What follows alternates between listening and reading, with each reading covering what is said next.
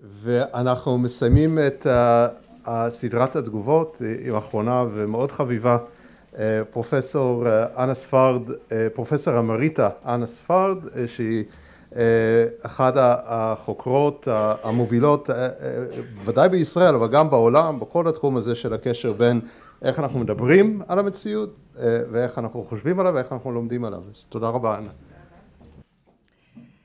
שלום לכולם, אני מתנצלת מראש על כך שכנראה היה חסר לי מידע.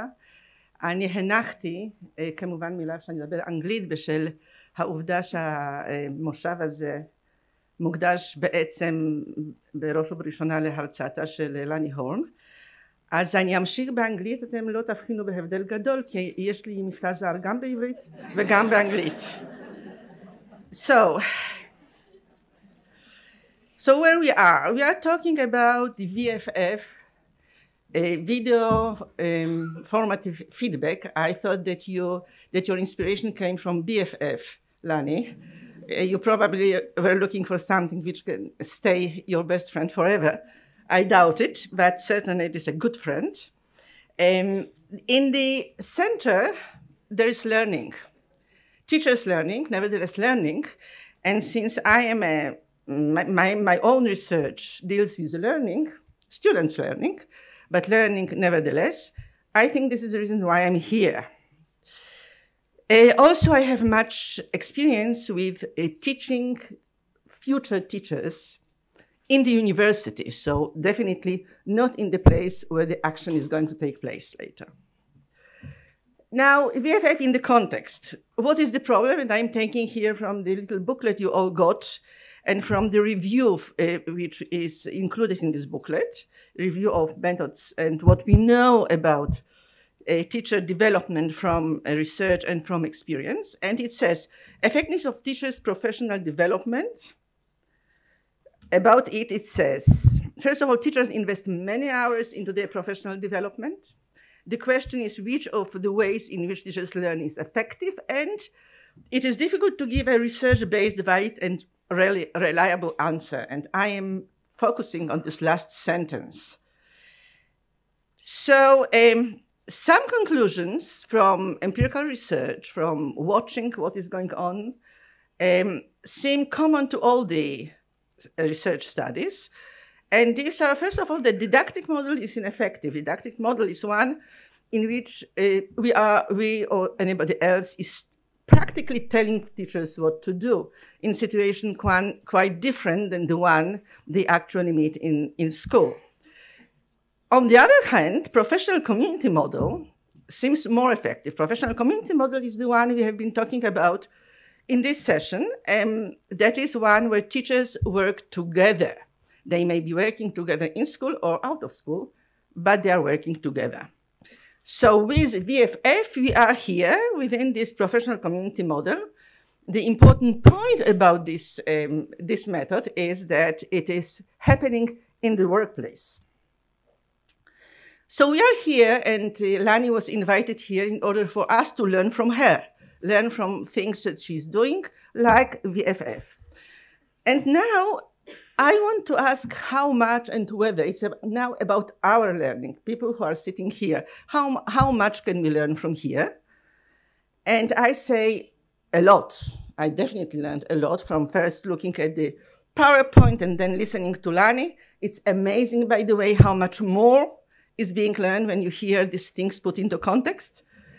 So we can learn, no doubt, but my claim in this talk will be that we can learn more if we theorize teacher learning, and I put teacher in brackets because it is about theorizing learning at large, and within this context, teacher learning in particular. And this is because theory is like a map. Unlike, for example, verbal instructions, the map, that is theory, increases our confidence by explaining how things work, lessens our reliance on memory, and also extends, this is an important point, allows to improve the familiar and to face unfamiliar. So things which I want to do in this commentary, and I say it in the outset, begin doing, because it's absolutely impossible to do these things in how many? Seven more minutes. So I want to theorize learning, begin theorizing learning, and then harness this little, I will have time to do, to explain why things work or not in examples we saw, and maybe to refine VFF even further. So theorizing.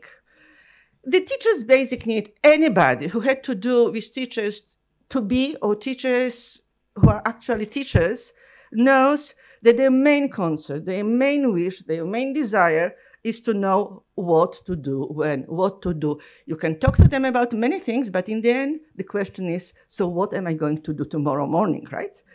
There are other aims as well, but this is the basic at the bottom and at the top, however you see the hierarchy.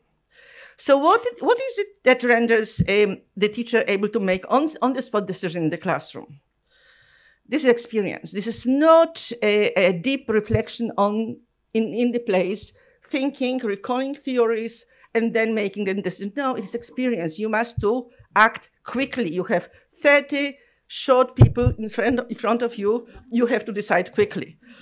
So when the teacher finds herself in a situation in which she feels obliged to act, which is almost at any point during the lesson, she tends to recall, and this is the experience, past situations sufficiently similar to the present one to justify in doing what was done then. And to say it quicker, because I only have 5 minutes, when the teacher finds herself in a task situation, classroom task, she tends to recall a precedent. It is not a conscious recall. She just acts the way she did or somebody else did in the past. This is the most effective way to do things. And you know what? I said, I think, enough in order for whatever is going to be said later, or if you wish, a theory of teacher learning, to be derived from it, because this is the important point. So how do routines arise? These are routines, right?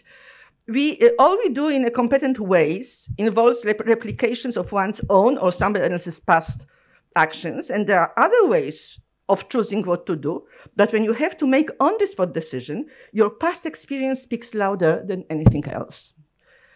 Then the repetition creates patterns of actions, that is routines. We repeat things, so there is a pattern.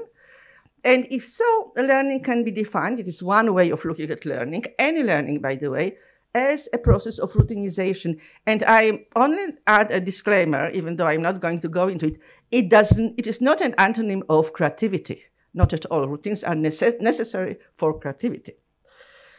Okay, so routine, what is routine? It's task, one can say, with the procedure. We know what must happen, and we look for a process that will make it happen. But one thing to remember about routine at large, task and procedure in particular, is that none of them is just a free-floating construct. It does depend, it is personal, and it depends on the place. It is deeply situated. The task is a task in a given task situation according to a given person. Two persons in the same task situation can view themselves implementing a different task, and the same can be said about the procedure. Okay, so happily, we are already in the second part, where the theory, this little bit of a theory, this tip of the iceberg of the theory can be already harnessed to some work. So I want to say that today, at least in mathematics, the need for professional learning is greater than ever before and during the actual work of the teacher.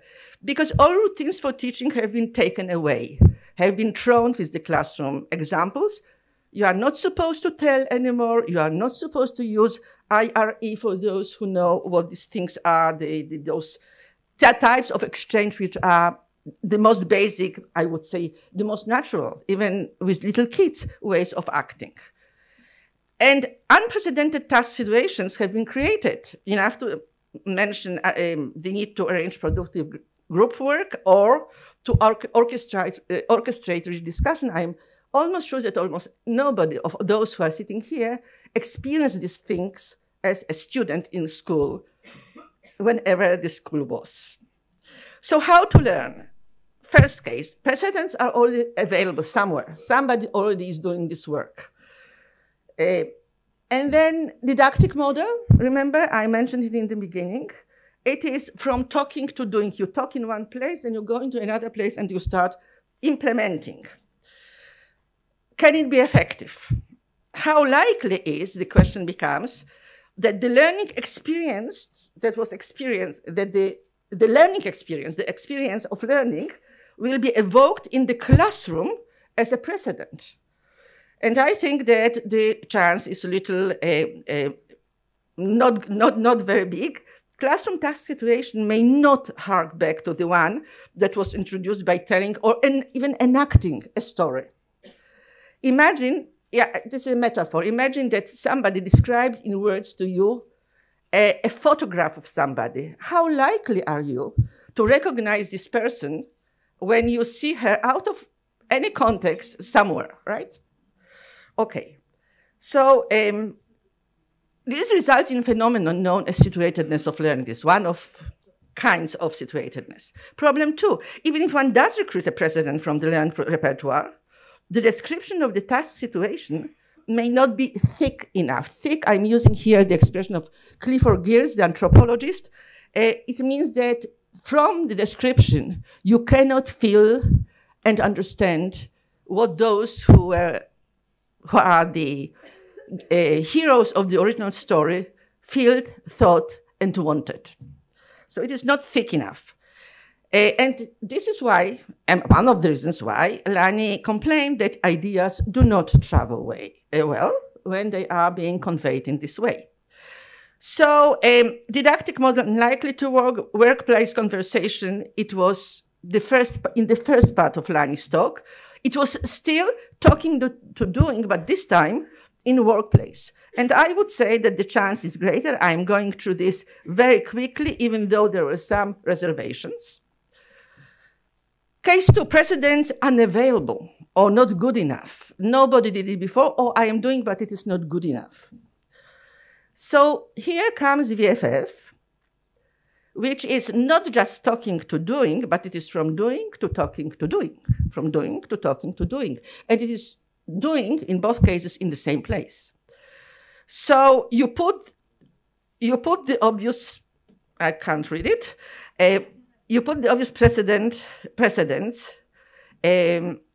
Okay, anyway, the doing, the first doing, the added doing, the one which you can see here is an obvious precedent for what will come next, because the context is the same, because you recognize, just like you are more likely to recognize a person when you see her within the same context in which she was described, and you kind of expect her.